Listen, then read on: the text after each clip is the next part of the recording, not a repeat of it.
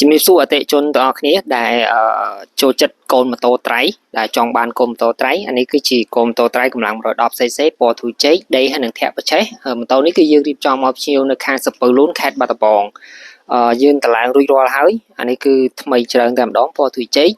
ហើយបន្តិចទៀតយើងនឹងរៀបចំផ្សាយឲ្យភ្ញៀវនៅតាមខេត្តគាត់នៅខេត្តសំពៅលួនបាត់ដំបងណា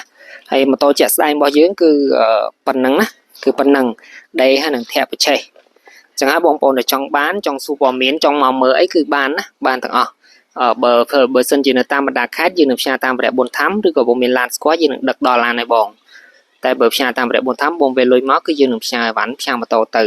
ហើយខ្ញុំគឺអ្នកលក់ជាក់ស្ដែងទីតាំងរបស់យើងគឺនៅផ្ទះ CN04 បរិយាអីកម្រង8នៅចិត្តផ្សារទូពងរោនៅចំចៅ1ភ្នំពេញ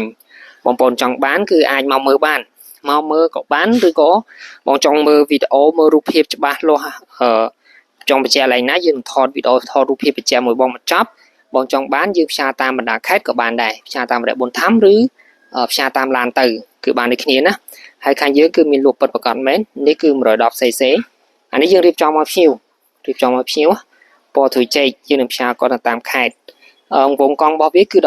14ហើយរាងម៉ូតូគឺសាយធំវា 110cc តែវាសាយធំសាយ XL